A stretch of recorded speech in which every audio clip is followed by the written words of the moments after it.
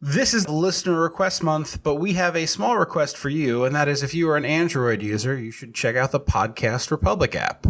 It's free, it has thousands of great reviews, and all you have to do is download it to see for yourself. So check it out. It's available on the Google Play Store, the Podcast Republic app. You favorite your favorite podcasts, they download right to your device, and you're listening in seconds. The Podcast Republic app on the Google Play Store. This is just a wild idea. We're approaching the 5-year anniversary of this show. It's the end of August, and I thought it might be fun if people want to give this a try. No, if not, no big deal. But if you want to call in 856-DISSECT and leave a message with one of the little intro names I give Andrew, it would be cool to put together a supercut of people calling those in. So, a man Wait, like make up their own or ones you No, used? I mean, I think it should be favorites. So it'd be like a supercut of the last 130 some odd episodes of a man who knows that, I don't know, I don't remember any off the top of my head as I say it, but if any of them have stuck and remembered to you or ones you found particularly funny, that might be a fun thing. But yeah, so we're coming up on 5 years, which is pretty insane, I think. Welcome to Dissecting the 80s. I am the tortured soul that inhabits Triplino and the broken spirit that rests within his body.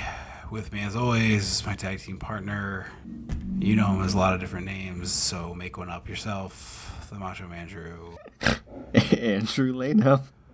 And I no longer function as a human being, thanks to Jason and Phoenix, who made us watch the Garbage Pail Kids movie.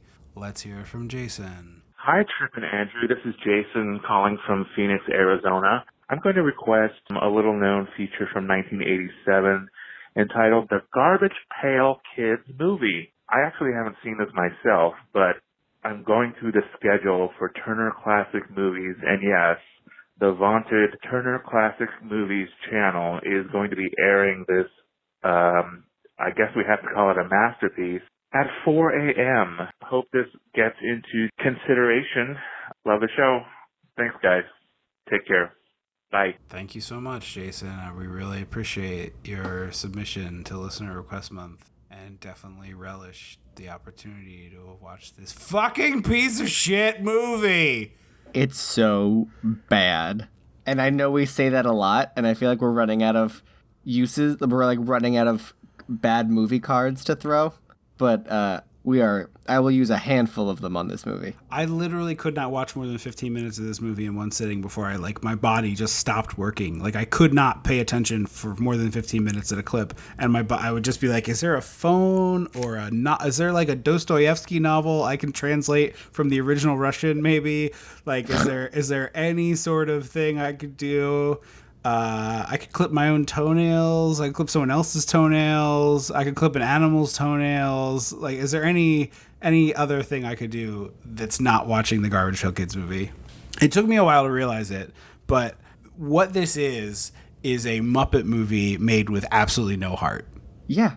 I mean, it's like someone watched the Muppets and doesn't understand it at all and was like, okay, I'll make one of those. And it's like, that is a very difficult needle to thread, and they didn't even touch the needle and the thread together. Not only did they miss the thread loophole of the needle, they didn't, their hands missed each other. Oh, God. It's so bad. Redefines unwatchable in the context of this show for me by a wide margin. I would rather watch, what was that Courtney Cox Demi Moore with the 3D?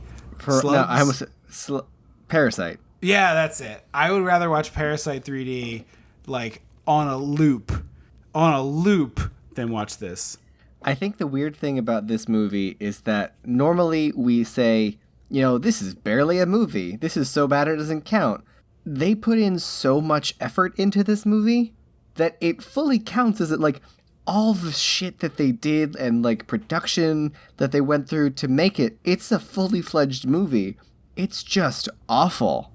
Yeah, it's atrocious. Anyway, we watched the Garbage Pail Kids, so you know what that means. We gotta go back. We gotta go dissect the 80s. It's your terrifying rubber faces with no articulation. Some guy been up at your terrifying rubber faces with no articulation. When the mega powers explode. I'm talking about the 80s. Oh, yeah. Great Scott!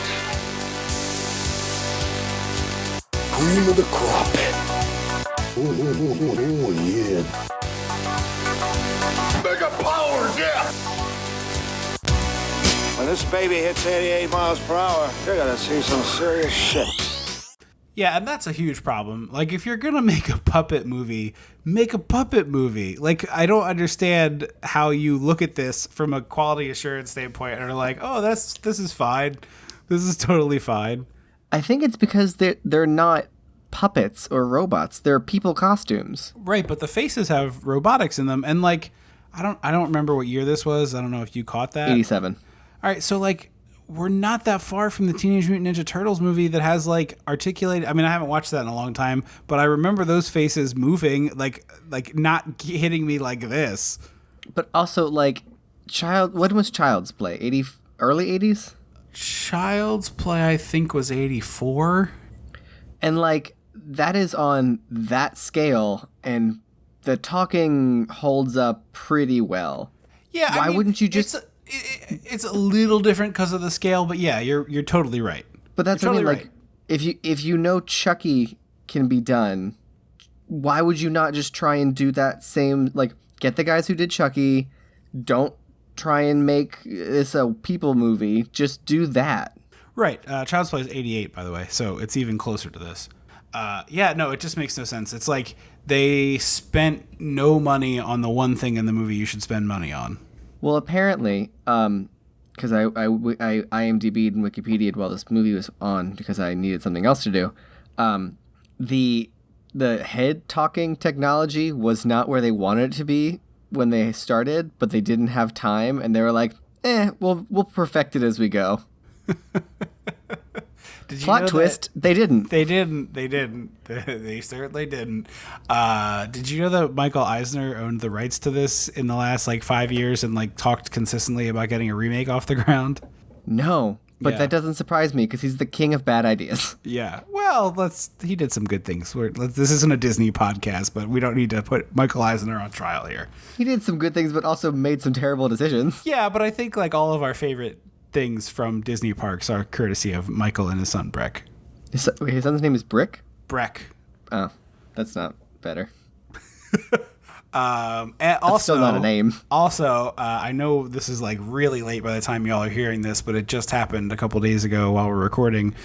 We haven't recorded in a month, so if we're terrible, we apologize. But hopefully, we get right back in the swing of things.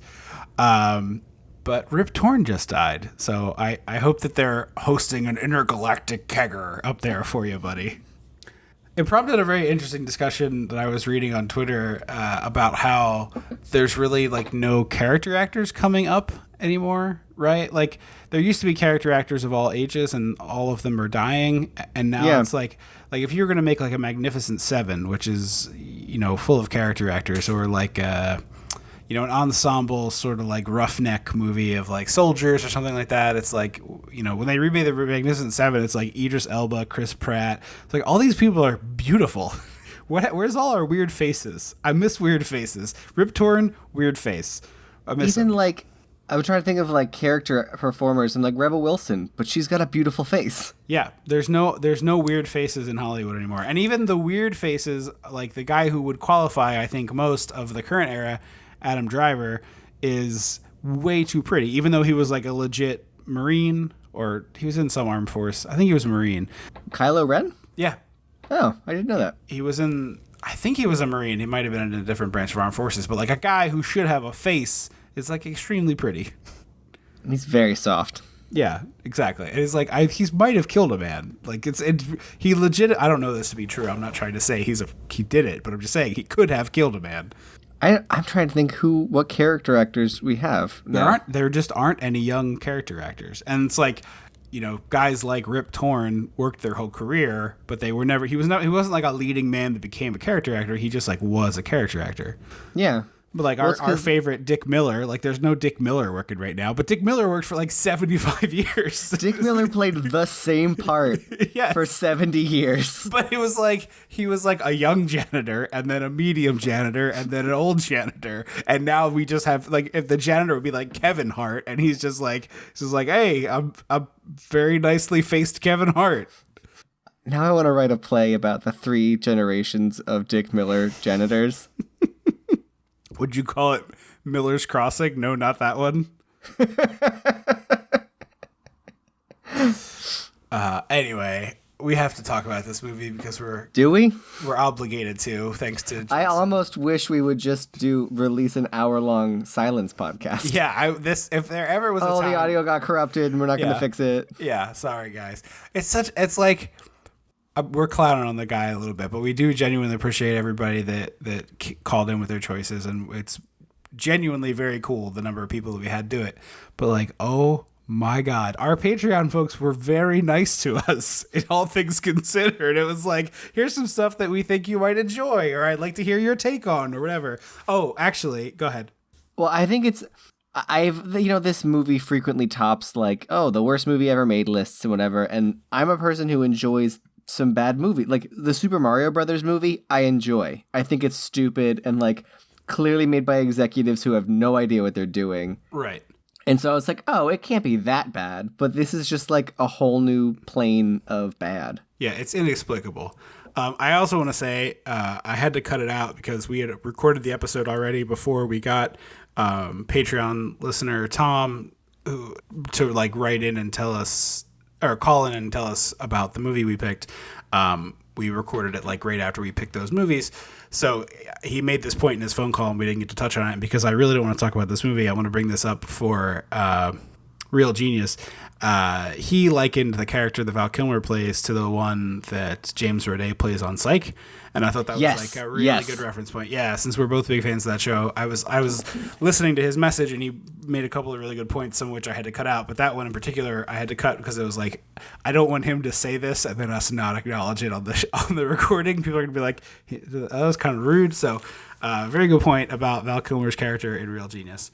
And now, after 10 minutes, I will finally start recapping the plot of the Garbage Pail Kids movie. We start with a garbage can flying through space. It looks terrible. It literally looks like someone tied a fishing line around a trash can on a black screen and just was like, good enough. Which, when it's Killer Clowns from Outer Space, super charming. But Killer Clowns doesn't look like it was shot in someone's basement. Right. By like people who don't care. Right. Like Killer Clowns was a work of love. Yes, for sure. So it is a Topps chewing gum production. Yes, that's what I was going to say, which is just amazing that they just put that right on Front Street. I wonder if it's the only one. Gotta be. What would the other one even be? Like a baseball card movie? There was a cartoon show. See, I see this as a perfect Saturday morning kids cartoon. So I wrote later, I'll say it now, this is a cartoon but made with live action. Like, if this had been a cartoon movie, 1,000 times more watchable. But there's something about these particular, I don't even know what to call them, costumes, I guess? Designs? Yeah, where, like, we watched a lot of stuff in this vein. Like, Howard the Duck is similar to this, and Killer Clowns is similar to this. But both of those have, like, I don't even know how to describe it, like a design choice that feels intentional, whereas this just feels like intentional. Right. Where it's like Howard the Duck doesn't really talk all that well because it's like a duck beak, right? Like that makes sense. And the Killer Clowns are these like weird aliens. They established the Garbage Pail Kids as aliens, I guess, but the universe they inhabit is utterly insane and not like the one that we live in, even though it's supposed to look like the one that we live in. So their faces and the fact that one of them is just a talking alligator is just insane. Like, it just doesn't make any sense. Yeah, I think this movie is just so poorly established. And it's a 90-minute movie. Like, I don't want you to add anything to it. No. But, like, so the movie starts You could cut 20 minutes out of this and replace it with some level of explanation of this, and we could still be cut rated that 90. stupid fucking song. Yeah, we could lose the song. We could lose one of the 2 or 3 fashion montages. Like, any number of things could go, and we could get something. I don't know. I'm going to double back to some credit stuff because I like the credits. But the movie basically shows the garbage pail in space as a rocket ship.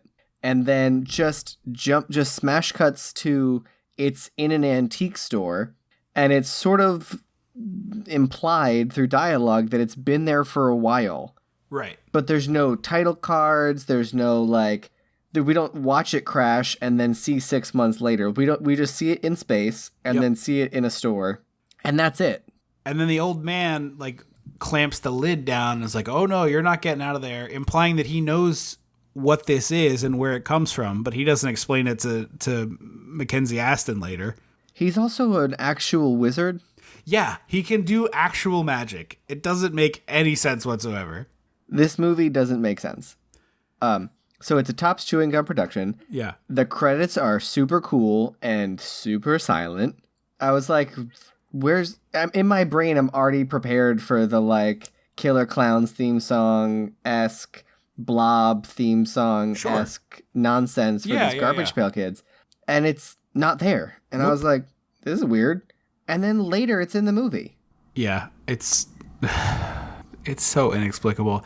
The only thing I like about frankly the whole movie is the fly-in of the trading cards of showing. I love each the of opening characters. credits. Yeah, I think the opening credits are very successful. It's the only thing that's successful about the stupid movie. So then we see the kid getting beat up. Well, I want to talk about some of the performers in this movie. Oh, well, real quick. Okay.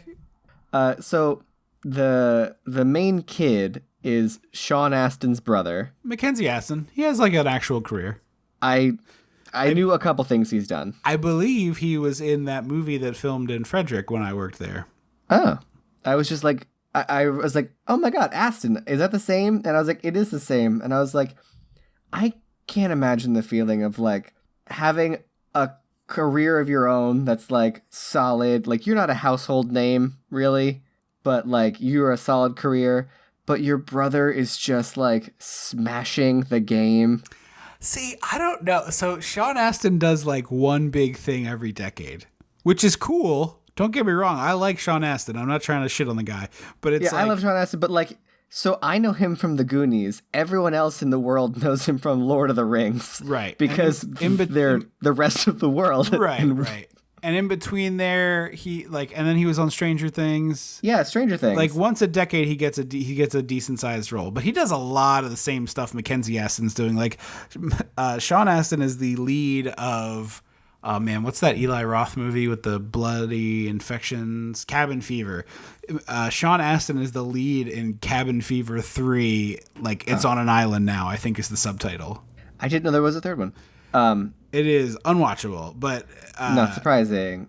But yeah. I just feel he was in the Lord of the Rings trilogy, which dominated movies the Oscars for years. I'm not poo-pooing you. I'm just saying he has a very weird career where he once a decade gets a huge project and then he just does whatever he wants for the rest of it. Which honestly, as an actor, is probably pretty fun. Where it's I do the one big thing, right? He gets all 10 episodes of Stranger Things or 9, whatever. He does a whole season of Stranger Things. Then he goes away. He does a couple episodes here or there of a TV show and gets to go away. So I think he's probably doing fine. Yeah, but that's my thing. I can't imagine that feeling of I'm doing pretty good, but God damn it, my brother's doing great.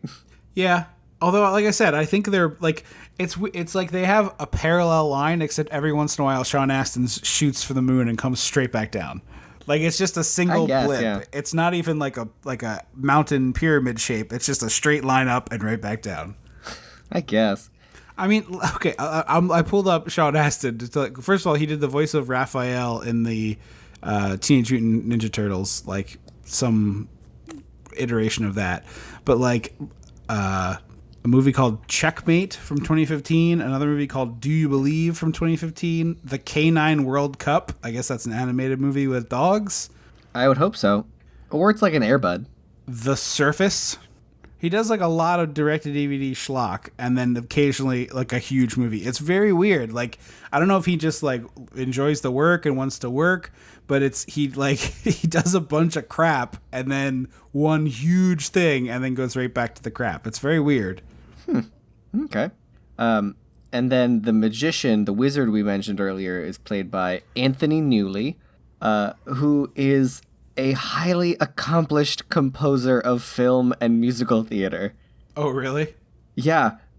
He's written such hits as Goldfinger. Oh, I did see that he was. Yes. Okay, I did see and, that. Yes. Feelin' Good, originally made famous by Nina Simone, and then Michael Bublé's Velvet Buttervoice did it. Yeah. He also wrote the score to Willy Wonka and the Chocolate Factory and won an Oscar for it.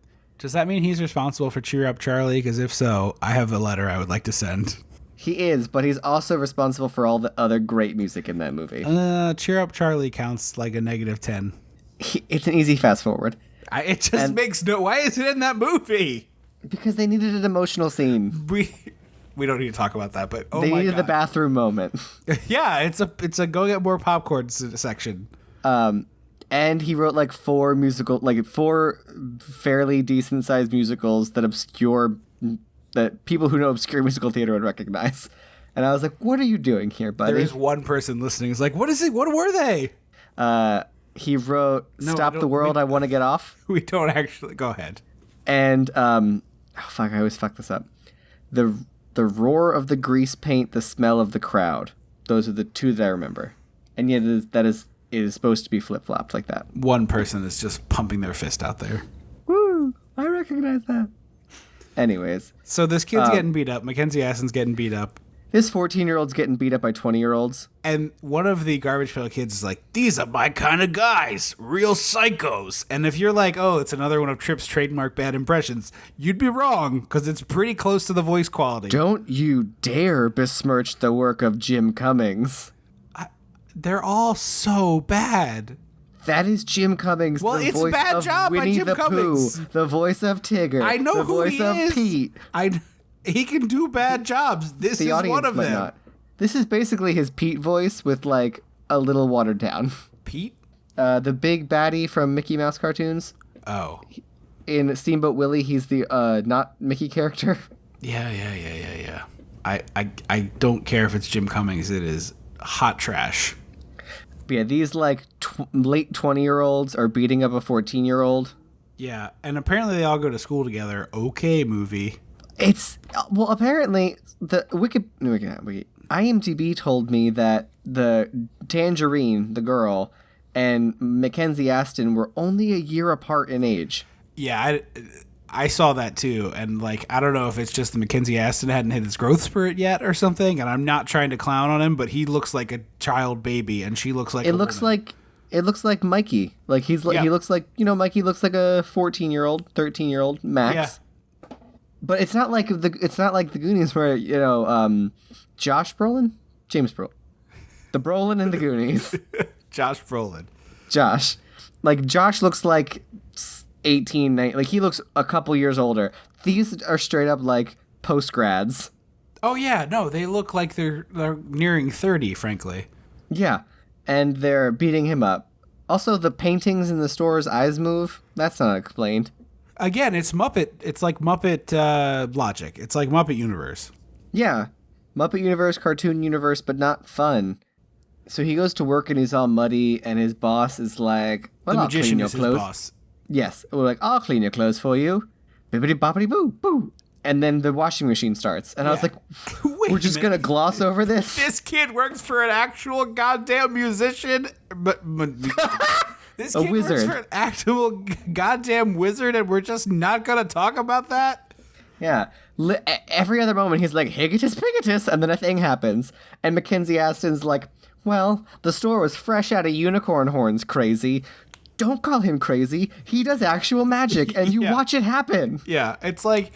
I recently watched, what the hell's that movie called? The Kid Who Would Be King? The Kid Who Could Be King?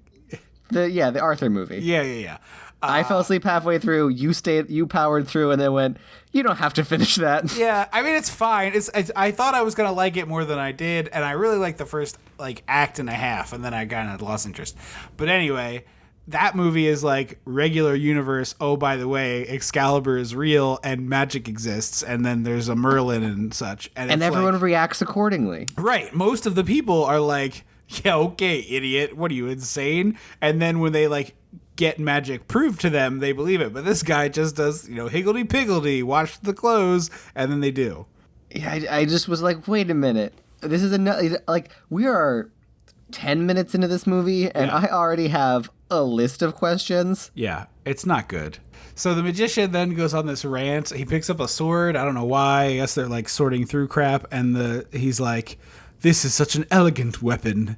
And then some fool came along and invented gunpowder. And then another fool came along and split the atom. And I'm like, wait a minute. How long have you been here? Yeah, exactly. I'm like, are you saying you personally predate gunpowder? Because if so, what is this? And what are you? You're Merlin? Yeah, because he would have to be Merlin. He would literally have to be Merlin. And I'm fine if he's Merlin. Just frankly, tell me that he's Merlin. So much more interesting if he is Merlin. It's 10 times more interesting. Oh, by the way, Merlin runs an antique store and knows what the Garbage Pail Kids are. Is a movie that I am at least curious about. That is a movie trailer that I watch. And I'm like, I would see that. That is a movie trailer that I send you a link to. And I'm like, what the hell is this shit? Is this for real? We have a few minutes of text conversation about. And instead, it's no, he's just a random musician. But then I also love the idea you keep saying musician. Just say wizard. Okay. I guess I can't say magician.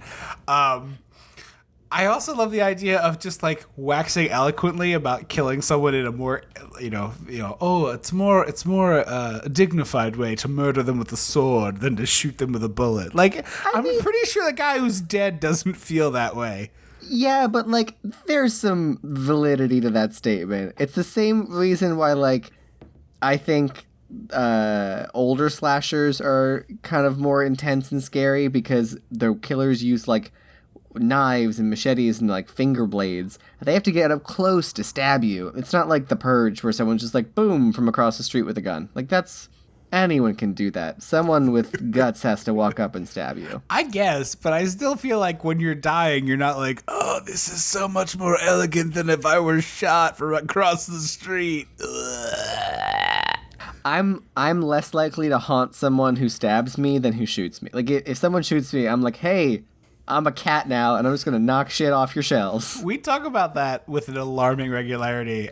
So the kid almost topples the garbage can, and the magician is like, hey, don't do that, you fool. And then he picks it up, and he wedges it into the top shelf, at which point Tangerine, the girl who is the apple of this kid's eye, comes in. And also one of the bullies. Yes, but he's in love with her. And she thinks he can fix her, obviously. And she's in a primo teal leopard print mini dress. Yes, she is. It's very ridiculous. And she's like, you got any beads? And he's like, I have so many beads. She doesn't ask. He goes, I have stuff you can use. And she's like, what? And he's like, for your fashion designs, I have buttons and beads and strings of pearls. And he just starts pulling out notions to be like, look at this. And she's like, it's like when a little kid's like, I made a hand turkey. And you're like, that's great. And they're like, and then they also made another hand turkey. This one's blue. And you're like, cool. And then they're like, oh, and then this one's green. And you're like, oh my God. And this one's yellow and it's yellow. I just want to get drunk. It's Thanksgiving. I'm exhausted. I just want to drink this wine in peace. I'll come see your fort later, okay? I just ate 1,700 calories in one sitting and I'm about to have pie. Please just leave me alone. Yes, I'll come sit in the blanket fort in 10 minutes. I promise. I will take a nap in the blanket fort. I promise. I just gotta choke down a slice of pecan pie and just a sliver of the pumpkin just to say you had it. Yeah.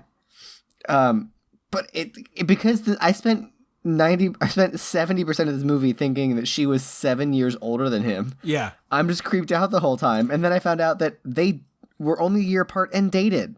They were dating during this movie. Really? Wow. Yeah. Because there's a part where she like kisses his neck or whispers in his ear, and the kid definitely is into it, and it's really uncomfortable looking. But yeah, it's another one of those, like, technically it's not wrong because they're only a year apart, but Right. like visually it It's looks very really wrong. Yeah. It's lucky it's this way and not the other way, frankly, because like societally people would be like, even in the 80s, I think people would have been uncomfortable. Whereas like now we're uncomfortable watching it, but people back then probably didn't bat an eye. Like, oh, that kid's probably thinking he's got, oh, look at him. He's like, oh, he's getting the pretty girls older than him. Yeah. Yo, he's so lucky. Yeah. You're like, yeah, exactly. Yeah. Terrible. And then he smells her hair. Yeah. I'm like, she's a bully. Yeah. You're being weird and young, and you're smelling her hair. You know what? There is one time and one time only it's acceptable to smell another person's hair, and that is when you are in bed with them consensually. Or counterpoint, someone's like, smell my new shampoo. Okay, fine. The one time in the history of human civilization that someone has walked up to someone else and said, hey, smell my new shampoo, that would also You're be free. okay. Hang on. Well, amongst my friends, I've done that's happened before. Like, All right, I got a new shampoo. It smells real good. If you're out there listening to this show, please write in at dissectingthe80s@gmail.com or tweet or Facebook us and tell us if you have ever asked or been asked to smell someone's shampoo, because that has never happened to me. I have. I'm not suggesting that it hasn't. You're lying. I'm just saying that it's not a thing that happens. So Tangerine's boyfriend is named Juice. Yes. And I don't know if I love that or hate it. I don't know. In another movie, I'd probably like it.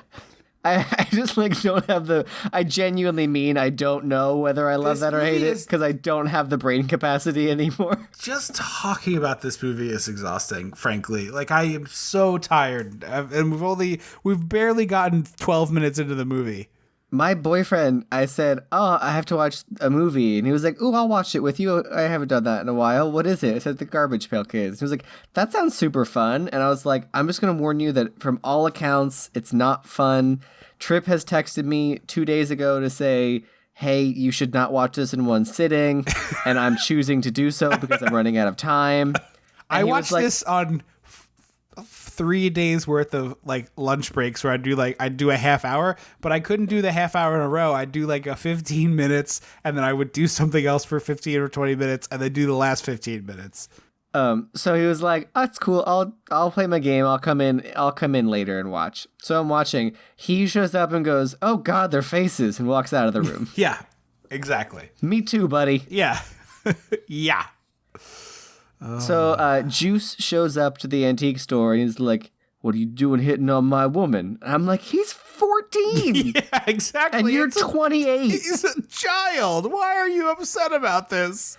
You can rent a car. How do you feel threatened by this? He's a literal child.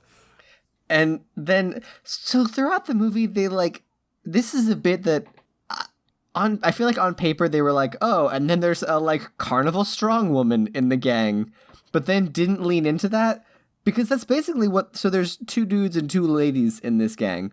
And the one lady that isn't Tangerine is like a sideshow freak strong woman. Yeah, she's like a pro wrestler. She could have Always been in on the leotards. original Glow.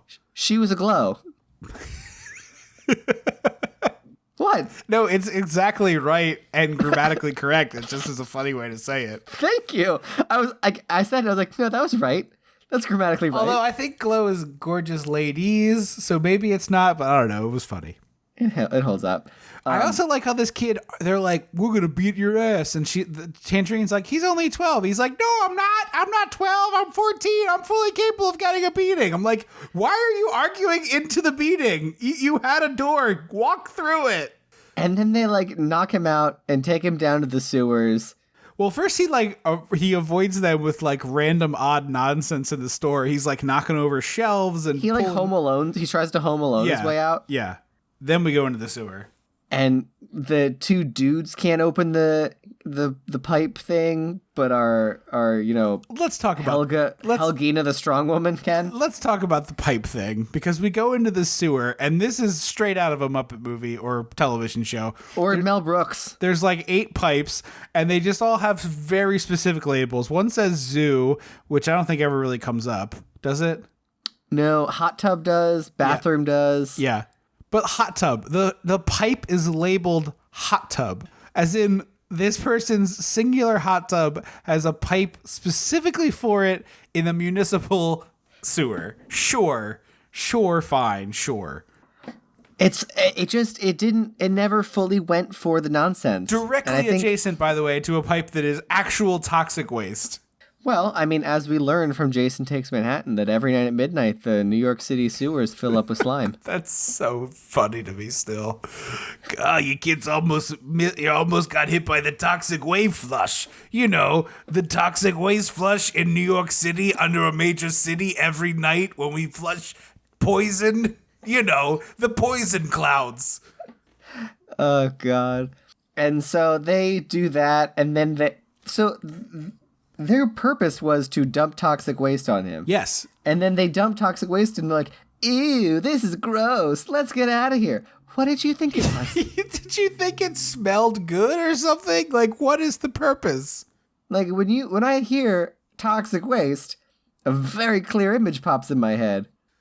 He also, by the way, in the kerfuffle, knocked over the garbage pail and let the kids free. And also in the style of this fight, like they keep like catching him and punching, and then he's like squirts away, and then they catch him and punch him again. And it's like very much like a 90s wrestling where it's like, oh, they're brawling to the back. My God, what's back? Is that a trash can? What's back there? And then they would like cut to a pre-taped fight where they were like punching and such in the locker room area and in the kitchen and all that crap. This would be prime for a pro wrestling tie-in where like someone picks up a trash can and throws it and then the goop comes out and then one of the kids gets up. I don't think anyone would want to see a garbage pail kid wrestle. No, but you know who would? Vince McMahon. Maybe. Are you kidding? They're all they are fart jokes in person. Yeah, you're not wrong. Also, one of the other pipes says CIA and another one says dog pound. Yeah, like all the puzzle pieces were there, but then someone cut a bunch of puzzle pieces to make them fit elsewhere. Right. So then this is where the garbage pail kids actually show up, and they're like, "Let's save him and turn off the water." And they do the thing where they only show like feet and hands, and like they don't show everything. And then 20 seconds later, they're like, "Here's all of them in full body shots." Yep. And at this point, I don't know why we bothered. It's ruined my day, week, month, year, and maybe life. And they introduce themselves. I don't really care. The only thing I will remember is that the one is called like Vanessa Vomit or whatever, and I promptly forgot she vomits because she doesn't do it again until the last 45 seconds of the movie. Yeah. Well, like some of them have, oh right. Some of them have obvious powers, as it were. One is like Snotty Sally or something like that. But like Messy Tessie is that one. Okay. But then her face looks like it. So it looks like you face morphed Sissy Spacek. And those dogs that get Sissy Spacek. No, I don't mean it looks like you took one of those dogs that got stung by a bee in the mouth, like if they bit a bee, and then face morphed it with Sissy Spacek, like you just did awful things to Sissy Spacek's face. Yeah, he does this. The magician like knows them, and he runs through this lineup of monsters, each of which is grosser than the last, and almost none of which have any facial articulation whatsoever. The one that is the worst, I think, is the acne kid. Yeah, who keeps peeing himself? Yeah, I don't know why he keeps peeing himself. I don't know. It's gross, though. It's, like, really unpleasant to watch. There's a moment later where, okay, so normally when he pees himself, you just see his pant leg get wet from inside. Uh-huh. There's one moment where they're all together, and you see the pee outside of the pant leg. Yes. And I have questions, but I don't need answers. Yeah, I don't want to know. I would rather not. But it's just, I need to say it out loud for the people. Yeah. But, like, one of them farts, and then one of them, like, they all seem to have a power. Like, at first they all seem to have a power. Like, one is real snotty, one farts a lot, one pukes, one pees. Well, I feel like Snotty Girl isn't a power. Like, well, she uses her snot later to. Oh, yeah, for the TV. Yeah. And then there's an alligator that eats toes, but doesn't really have any powers discernible beyond that. But then there's just a baby. Yeah, and the baby has no powers. It's just a baby and keeps asking, like, its power is to ask people if they're its mother, at which point they get horrified and run away. But that doesn't seem like a power that's all that useful. Well, because his name is Foul Phil. Right. And I was like, okay, cool. Is he going to poop? Like, is pooping his power? Right. But no, they already have a farting kid, so they're not going to do pooping. Right. And there's already a peeing kid, so that's out. So it's just a baby that, like, asks if it's their mother. And then they're like, oh, this kid's covered in toxic waste. He should take a bath. And all 7 or 8 Garbage Pail Kids and the magician sit around and watch Mackenzie Astin take a bath. I'm glad you made a note about that because I wrote, he bathed in front of his boss. Yeah, that's weird, but also he bathed in front of a full-grown man and 7 or 8 weird alien mutants.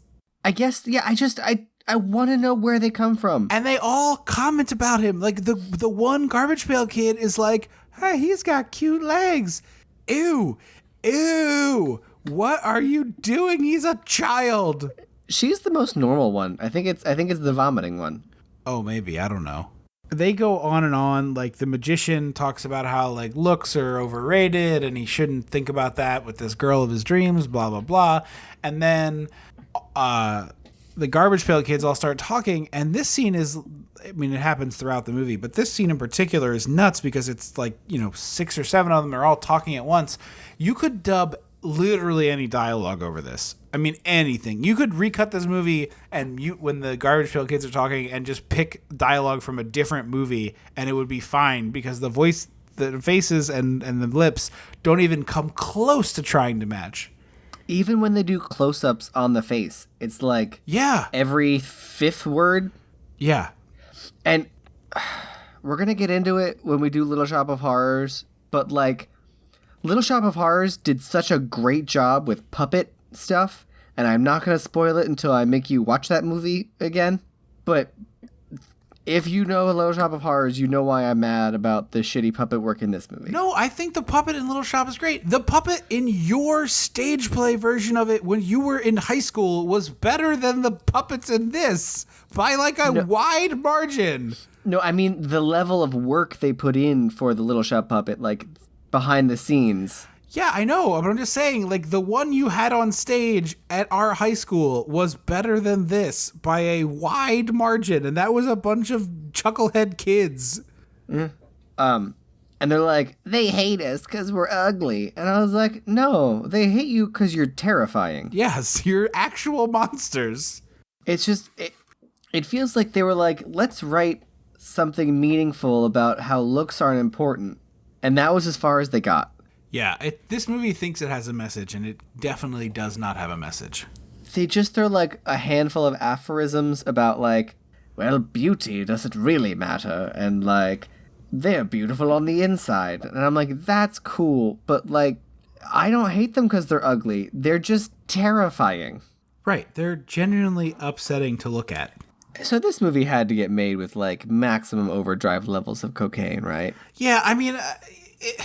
So, we guess we should have talked about this at some point, but, like, the Garbage Pail Kids were, like, the rebellious in capitalistic way.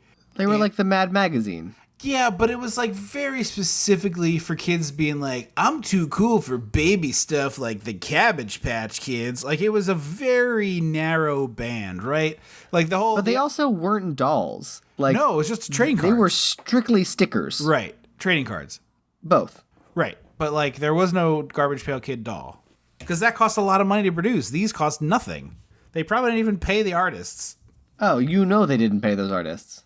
So they make these cards. The cards get some level of popular. I really, it's one of those fad products that's, like, really funny to see people. I remember seeing someone try to sell, like, a whole set of them on eBay for, like, some ungodly number of thousands of dollars. And it was just like, who do you think wants this product? $15 max. And that's only because it's a lot of stickers. Right.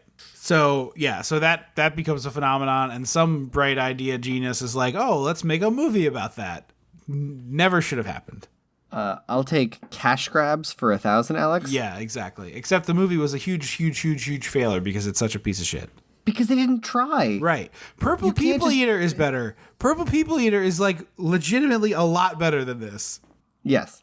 And it's just like, you can't just decide you're going to make a movie. Be like, you know what? Let's make a movie featuring the Garbage Pail Kids that teaches kids that beauty is only skin deep. All right. Where's the cocaine? Yeah, it's a huge mess. It's just a huge mess. Because in my headcanon, they like came up with the idea, threw it at some poor beleaguered female secretary, and they were like, just type it up. And she was like, I'm in my 20s. I don't know anything about the Garbage Pail Kids. And they were like, here's some trading cards. And she was like, okay, I guess I'll do a first draft. And they were like, great, we're shooting this. And she was like, what? That's not even a script. That's not even a script that you have there. I gave you 10 pages. Because, like, it's so sloppily written. Because, right. So, the successful version of this movie, I mean, there's a lot that makes the successful version of this movie, would have Tangerine, like, she's never written to really be nice, but for some reason, Mackenzie Astin is, like, obsessed with her, and, like, she has a single flash of kind of niceness, but then at the end, she, like, turns on everyone, and it's like, yeah, of course, because she wasn't a good person. There was no indication that she was a good person. Right, and the whole time that she was being nice, us in the audience were like, well, she's definitely not nice, and this is definitely gonna backfire. Like, any minute now, this is gonna... She's definitely just using him. Yeah. So, Tangerine, does she live next to the antique store? That's how that works? It seems to, yes. So she comes out of her house with a duffel bag, and Mackenzie Astin is like, hey, Tangerine, I'll come with you wherever you're going. And she's like, it's also like lunchtime. It's 1:00, it looks like. Yes. She's like, I'm going to the nightclub to sell my clothes. And I was like, that sentence doesn't make sense. No, not even a little bit. So then she drives through the Dark Knight Rises tunnel, and suddenly it's nighttime. Yep. And she pulls up to a club, and there's, like, a bouncer and, like, people in a line. It's the open door to the club. And then people see her, and a gang of people run out of the club to buy her clothes. Yeah, it's totally bizarre. I've been in a lot of clubs. Not one of them is where that would have happened. Yeah. By the way, we talked about the writing of this movie. It has 2 writer credits. The first one is a guy named Rod Amato, who started writing, like, he wrote a cowboy movie in 1952 called The Bushwhackers, and then he wrote, like, a bunch of those. You ever looked up, like, an actor who acted for Just Forever, and you see stuff like the original days of television? Because the guy has credits on these 4 television shows, which I find a hoot. The Pepsi Cola Playhouse, the Revlon Mirror Theater, the General Electric Theater, and the Chevron Theater, all of which were, like, television programs of some type or another. Those were real shows? Mm-hmm. I think they were, like, each episode was its own thing kind of deals. Like an anthology. Like fairy tale theater. With Shirley Duvall. It was just sponsored by Pepsi, and it was like, hey, drink Pepsi, watch this entertainment programming. But so he started, his first credit is 1952. Nothing can awake Snow White from her slumber except an icy, cold, refreshing Pepsi. Yes, exactly. So by the 80s, this dude's been working for 30-some odd years.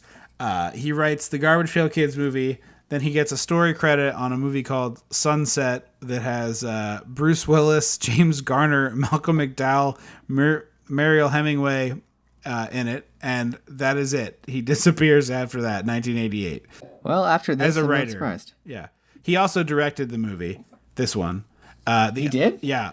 The other person who has a writing credit on this is a woman named Linda Palmer, sometimes credited as Melinda Palmer, who wrote 2 episodes, or story credit on 2 episodes of a show called Family from the 70s, which I've never heard of before. And then she writes a TV movie in 1998, which sounds intriguing, but I'm sure it has horrible CGI computer graphics, called Legion of Fire, Killer Ants, ! Killer ants from South America that eat the flesh of people attack a small town. Into it. Yeah, totally. So I wonder why they picked these Garbage Pail Kids? It's a good question. Because, like, I haven't seen Detective Pikachu yet, but in the trailers, they were like, we're getting all the heavy hitters. It's all the ones you recognize. You got your Snorlax, you got your Pikachu.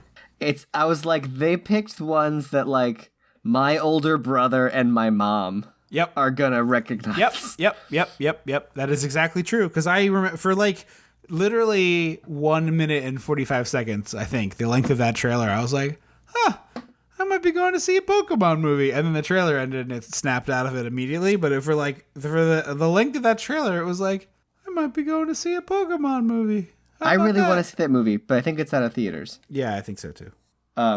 Because later they start like, they're like, our friends are at the house for the ugly. I can't, that's all that voice I'm going to do because it hurts my throat. And I learned that as I did it. But that's how they talk.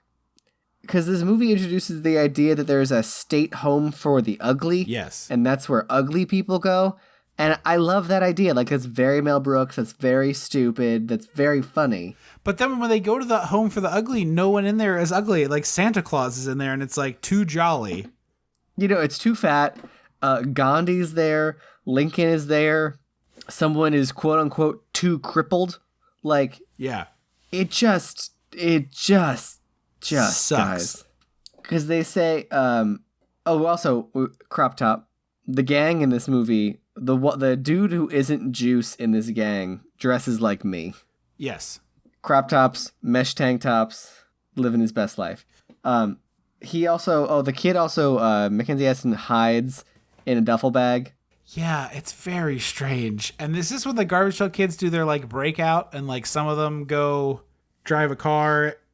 Well, no, because this is where they start looking, they go get food and look for their friends. Yes. Because they say Ultraviolet and Banana Anna are the two names I wrote down. Right.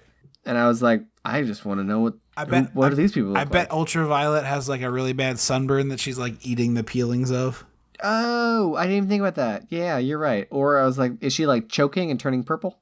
But Ultraviolet, I like that better. And is Banana Anna just a banana with legs? I bet she's, like, eating a banana. Like a rotten one.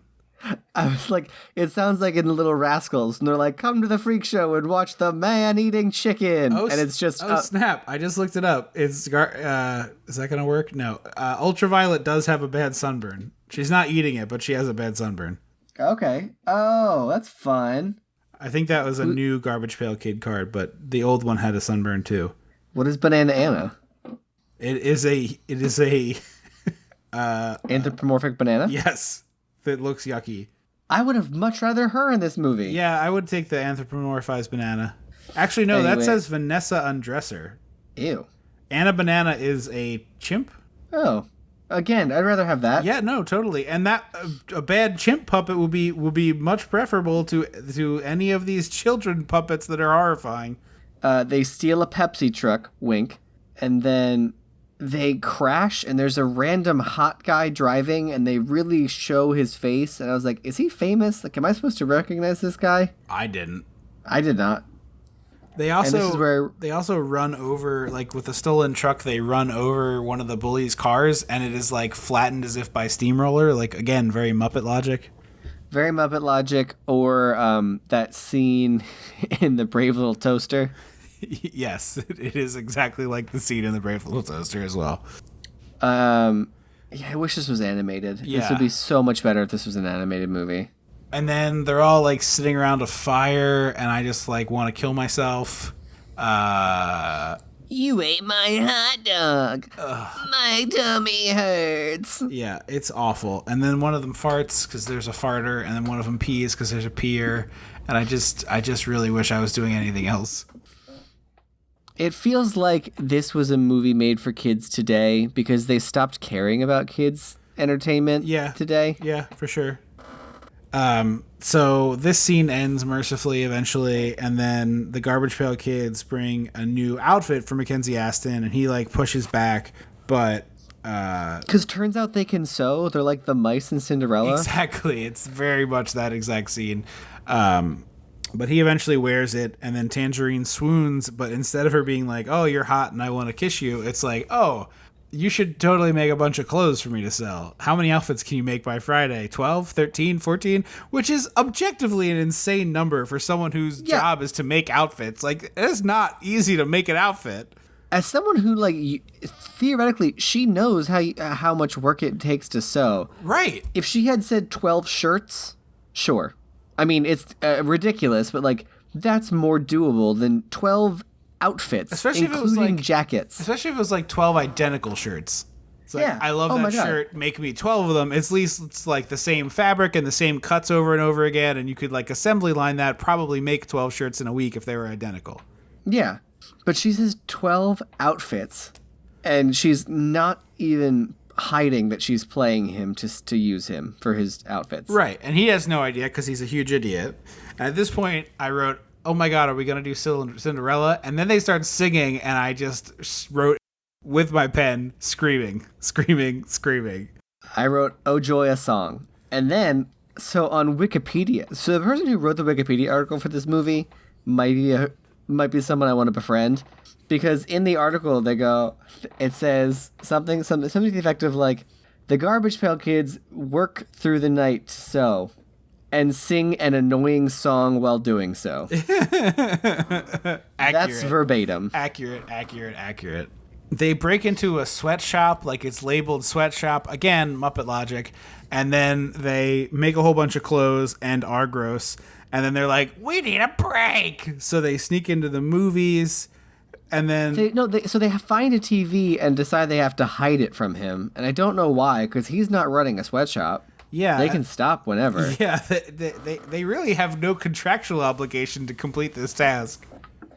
And then Vanessa Vomiter is like, I made disguises for us. Except it's just, she made 6 trench coats and sunglasses. Right. Which don't hide anything. It's a very Teenage Mutant Ninja Turtles thing, where it's like, Raphael in a trench coat is just a turtle in a trench coat. It's just a giant green turtle like, in a trench coat. Like, this is not what you think it is. You put Franklin in a trench coat and it's the same damn thing. Right.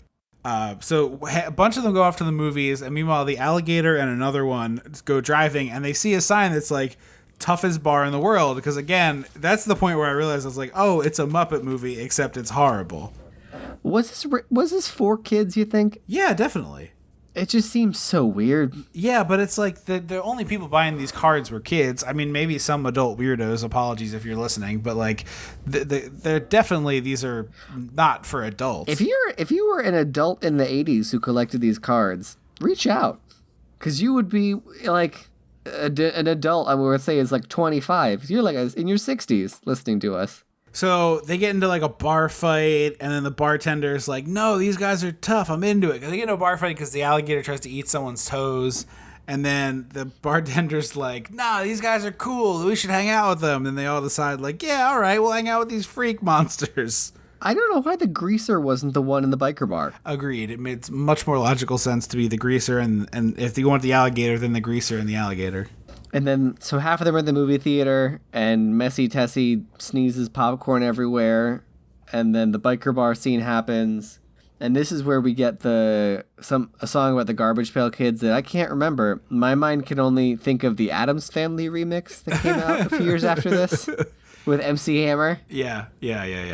So we cut back to the store, and the magician's there, and he's like, now do you promise not to break any rules?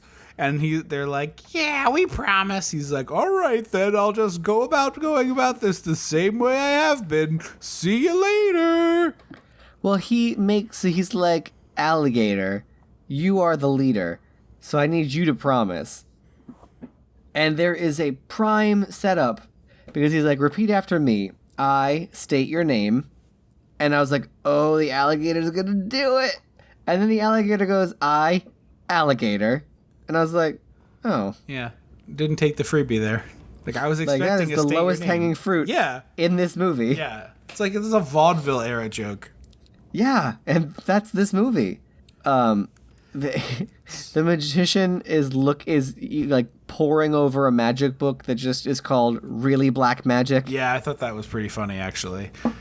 Meanwhile, the Garbage Pail Kids get into all sorts of hijinks using those pipes we saw. It was Chekhov's pipes, by the way. This movie needed a Chekhov, apparently. Because it's like, oh, we're going to fiddle with the one that says bathroom, and the guy gets blasted off the toilet up to the ceiling, and then we're going to do hot the tub. Goonies. Yes, exactly. And like 1,000 other gags. And then it's like, oh, it's time for the hot tub one, and there's like a couple in there drinking champagne, and then she's like, the water's brown, which I think is supposed to imply poop, but instead of her just being like, what smells? Oh my God, and running away, she like visually reacts to it, which I thought was kind of a weird choice. But then he's like kind of into it. Did you notice that? He doesn't seem as bothered by it, that's for sure. She's like, brown water. And he's like, hey. And she's like, ew. And I was like, what? So the Garbage Pail Kids are like, we should go find the home for the ugly.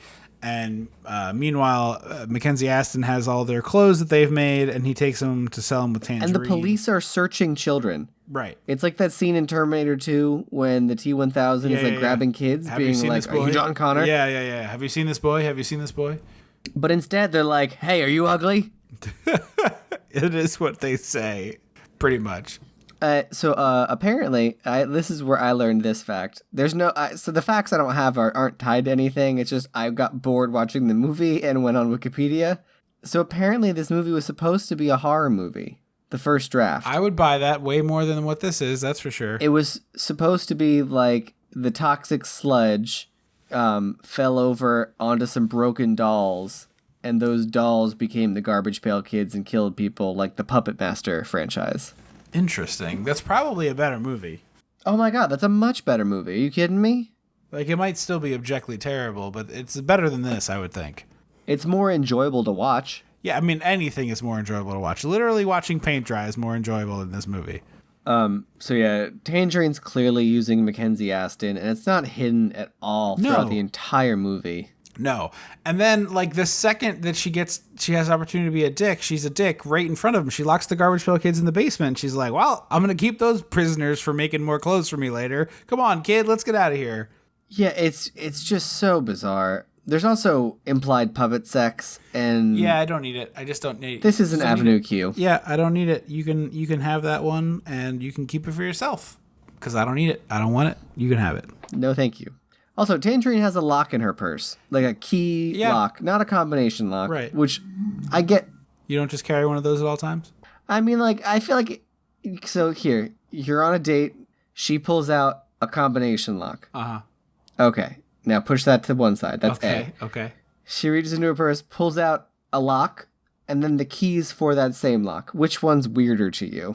I mean, they're both weird in the context you're describing. I used to have a lock with a key for my gym bag.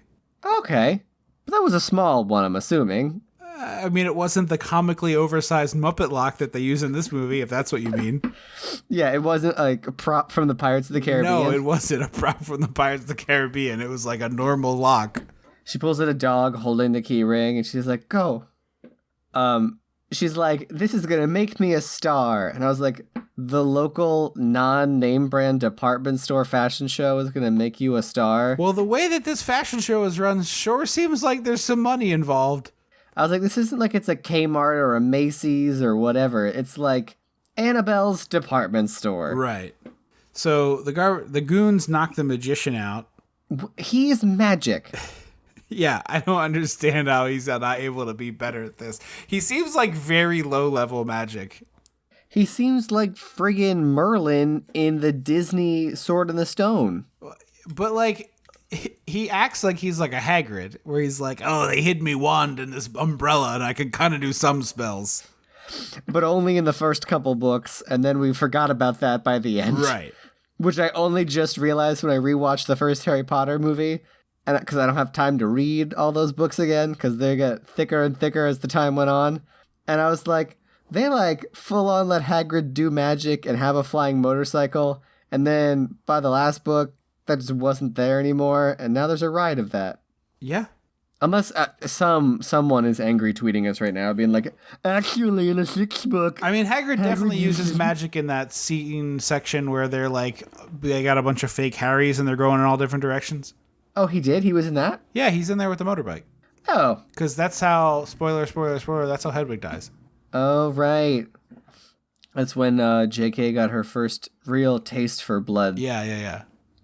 So yeah, the magician gets knocked out. They take them to... the the state home for the ugly. Right, and the guards threaten to kill the garbage pail kids. Like, They don't threaten. They say they're going to. but they're like, we're gonna squish them into a cube in a garbage compactor, which is like They're going to sing a song about accepting their fate.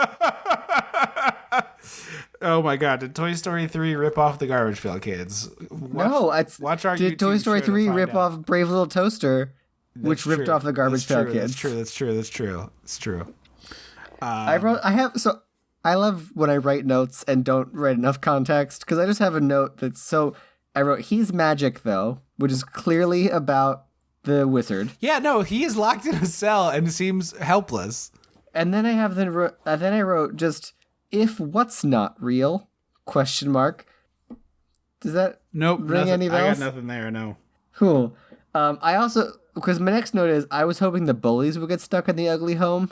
Well, I thought the bullies would like drop them off and they'd be like, well, we'll be on our way. And they're like, where do you think you're going? Ugly.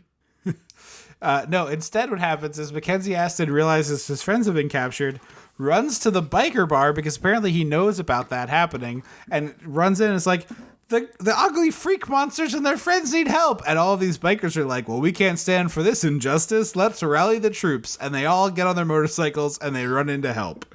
Also, the scene where Tangerine comes clean about having orchestrated all this it's very similar to that scene in Us where Lupita Nyong'o is talking into her reflection in the window, telling her husband what happened that day. Yeah. Like it feels like it's supposed to have this good gravitas of like. Yeah. I didn't know you had seen that finally. Oh, I saw Us in theaters. Oh, that's right. We talked about it. Yeah. I was getting confused. Sorry. Because like, she's like, is all shot through the mirror, and so she's just like blank faced looking at the mirror, like, of course they're here. I told them where they'd be. They're at the state home. I was like, what is happening? Yeah, I got a real like psycho murderer type vibe from this. But then 2 seconds later, she's getting slapped around by her boyfriend, who says that's for quote unquote copping out to him. Yeah. Don't know what that means. Nope. But we also like, she's doing her fashion show and there's this insanely large Tangerine logo that's been like custom made for her. That's like an actual tangerine with the word tangerine written around it. It almost looks like the butt the peach. It does look like the peach emoji. It definitely does. But like, that's what I was saying before, is like someone spent a bunch of money on this fashion show, because that was not cheap and it was made on very short notice. Right?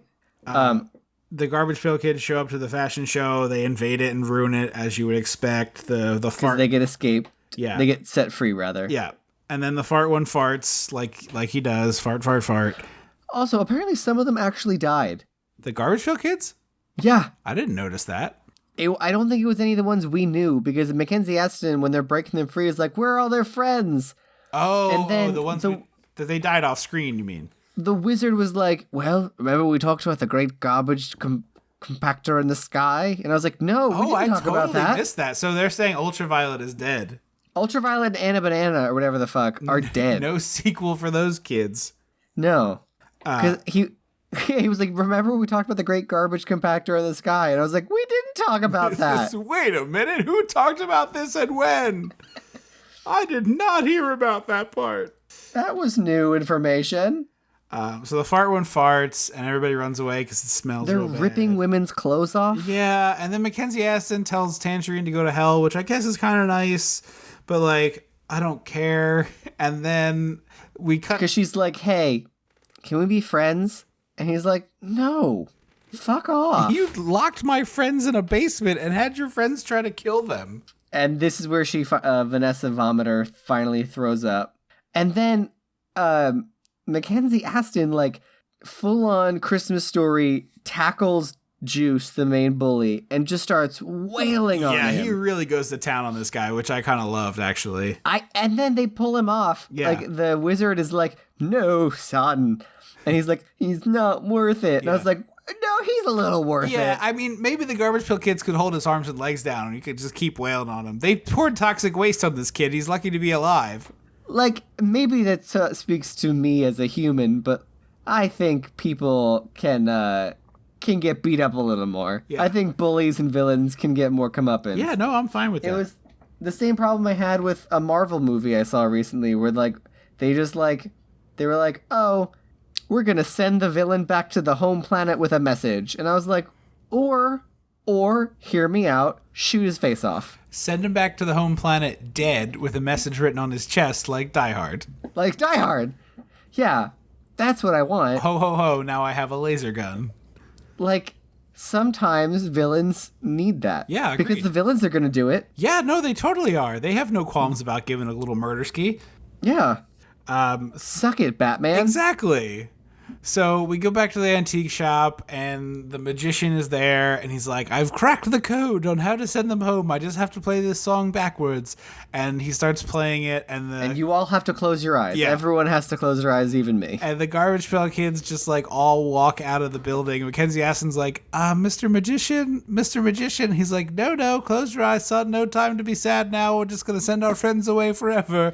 And then they just walk out the front door. And drive away. Oh, also, he tells Tangerine he doesn't think she's pretty anymore. That's true, he did, which is the ultimate burn for Tangerine, obviously. And mercifully, this movie is over. With only, like, subtle implications of a sequel. It's not like Mac and Me, where they blew a bubble that was like, we'll be back. Yeah, but it was pretty close. They definitely were like, hey, we might see some more of each other. But, like, what I was half expecting was, like, the kids, they close their eyes, the kids run away, they open, and the can wiggles. Yes. And they're like, oh, they're back inside. And then new kids come out of the can. And they're like, oh, here we go again. Yeah. Mamma mia. Yeah. Here we go again. Yeah, that would have been it. That would have been much better for sequel setup. But thank God they didn't, because this is such a horrible piece of crap. It would be a nightmare if they did that. This is one of the few ones we've watched where it's bad, and it's not even like, oh, I could save this by doing this and this. Like, this is unsavable. You would have to just start from scratch. Yeah, you'd have to a new idea for how to do the kids on screen, the whole thing. Make it make it a cartoon. Yeah, that would Keep work. the same script. Yeah. Keep everything. I mean, it should change, but whatever. Mm-hmm. If I have to do my standard change one thing, fix the movie, it's make it a cartoon. Yeah. But even then, this is so hard to watch. We should have watched an episode of the cartoon show. Yeah, I guess that would have been a way around it. That's for sure. Yeah, this is bad. This is bad. And as someone who likes bad movies a lot and has a very high tolerance for them, this is atrocious. I agree. Yeah. Do you have any other final thoughts on the Garbage Pail Kids movie? No, it's not fun. No, it's the opposite. I didn't have fun. No. At all. It was actively torturous to watch this. Yeah, I cannot. I wrote a note that says 20 minutes in and I'm miserable. Yeah, no, my first pause for taking a break was 11 minutes and 33 seconds in. You poor bastard. Because I make a little note, it's, let me come back to it at this timestamp. And I have it on my note, 11 minutes and 33 seconds. Yeah, this was brutal. This was really brutal. Next time we do Listener Request Month, maybe y'all could treat us a little better. I think we do a lot for all of you. I think we put a good show together for you, and I think that we try to make you hear about interesting movies and things. Maybe next year you could be just like a tiny little bit less mean to us. Yeah, because the Real Genius and Midnight Madness were fun. Yeah. They weren't great movies, but they were fun to watch. I actually liked Real Genius. I know you were kind of in the middle on it, but I would watch that again. I would watch it again. Yeah. I just think with a few tweaks, it's better. That's like a great Saturday afternoon killing time waiting for dinner movie, I think. Yeah, for sure. Like it's on TNT or TBS or whatever at 3:30. That's like a perfect, yeah. Anyway, please don't watch the Garbage Pail Kids movie. I'm actively begging. I should put that at the top of the show. Like, please, have a little respect for yourself. Please don't watch this movie. Really super brutal. This one broke me in a way that I haven't been broken in a very long time. Thank you all so much for listening to the show. I hope that this episode was entertaining, even though the movie was definitively not. If you want more of us, you can head over to patreon.com. It's patreon.com/dissecting80s. If you sign up at the $5 tier or above, you get a bunch of bonus content right away. We are posting think by the time everyone's heard this, it should be up. Our live episode on Flashdance from the Philly Podcast Festival should be up. That'll be our most recent one, but a whole bunch of back catalog episodes there at this point. Check us out on Facebook or visit us on Twitter. It's Dissect the 80s on Twitter. And you can always email us at dissectingthe80s@gmail.com or give us a call on the hotline, which is 856-DISSECT. Always fun to get a message from a listener as opposed to the very confused calls I get from car dealerships in New Jersey, because the 856 is a New Jersey number. About once a month I get I think I have the wrong number, but just in case, this is Bob from Bob's Discount Nissans. Give me a call at... I'm passing the savings on to you. Yeah. The machine literally is like, you've reached Dissecting the 80s, your favorite 80s podcast. It's like very much... Wow. Yeah, but it's like, I mean, it's very obvious it's not a human person's cell phone message or whatever. Anyway, so check us out there if you or get in touch with us that way if you'd like. And the last thing you can do, if you want to support the show but you don't have the cash for Patreon, we totally get it. But what you can do for free is review the show anywhere you get it. iTunes helps a lot, but anywhere we can get it, we'll take it. If it's not on iTunes, just take a screenshot and send it to us at dissectingthe80s@gmail.com, and we read those on the air. Thank you all so very much for listening to the show.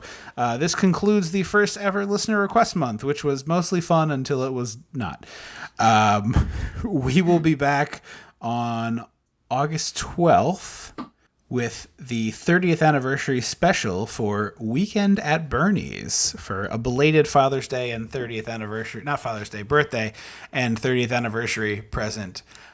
Weekend at I confuse Bernie's. those all the time too. Yeah. So it's a belated gift for our dad and a who likes this movie a lot, and a belated 30th anniversary. I believe the 30th anniversary for Weekend at Bernie's is the actual day that this episode you're listening to drops, so we're just a couple weeks late, but that's all right. Bernie would be fine with it. He's dead. So we will be back on August 12th. Spoiler alert. Thank you so very much for listening to the show. We really appreciate it. Thank you. I have been Trip Leno. I will always be Andrew Leno. Until August 12th. Don't you forget about me.